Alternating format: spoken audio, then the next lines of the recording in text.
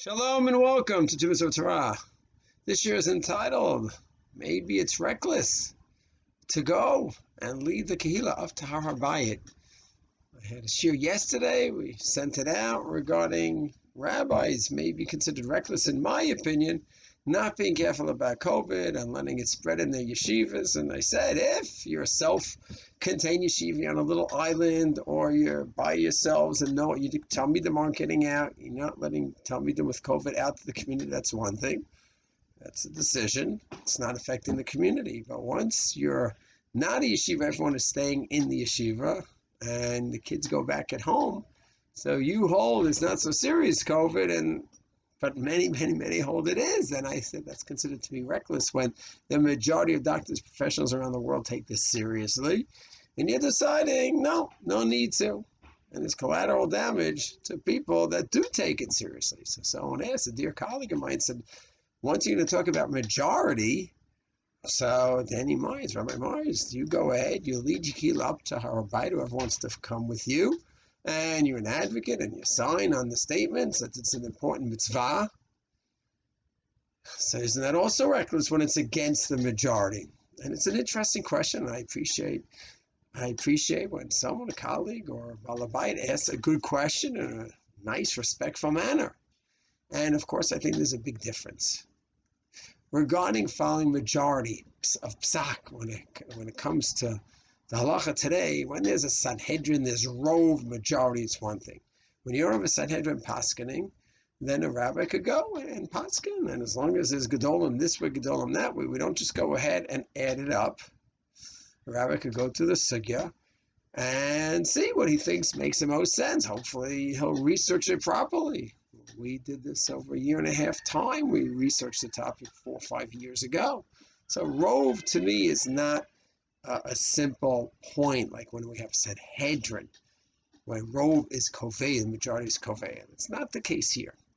They say it could be misleading people, take them up to Har Habayit. So the answer is someone who follows their rav. So once the rav paskins for them, it's not misleading to them at all. They're doing exactly what they're supposed to do.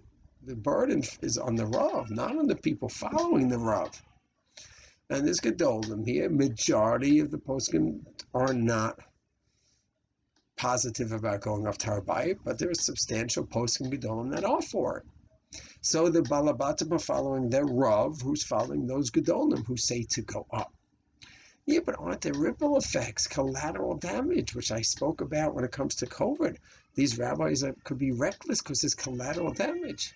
So what's collateral damage here? People go up following their rav. Yeah, but once those people go up, then maybe someone else will go up and he won't be careful how he's going to go up. And she won't go to the mikveh, and he won't go to the mikveh. And they're going to go into the dome of the rock. That's not the responsibility of a rav to go ahead and worry about any possible ramification that could happen.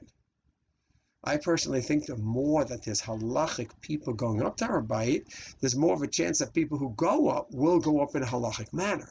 But let's say because Danny Myers goes up, now someone's going to go up, even though I've given literally hundreds of shirim on the topic of Har Habayit, but now someone's going to go up and it's going to ignore all the shirim and is going to ignore about going to a mikveh and going in and just going to go anywhere. And I say, it's because Danny Myers, or because this soul from Danny Myers' shul goes up. That's not a responsibility of a rav. Responsibility of a rav is to be thought through, guide the people properly, put the literature or the shirim out there so whoever wants to learn about the topic can learn. As opposed to with Corona, if I am the head of a yeshiva katana with 120 kids, and they're going back and forth to the community, to their parents, grandparents, and neighbors, that's not, it's a passable ramification. No, that's a direct ramification of my decision to say that I don't think it's a problem for my 120 students to have COVID.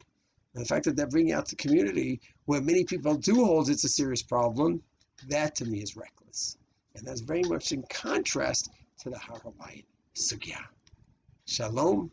I appreciate the person for asking the question and bringing up a very good topic. Shalom.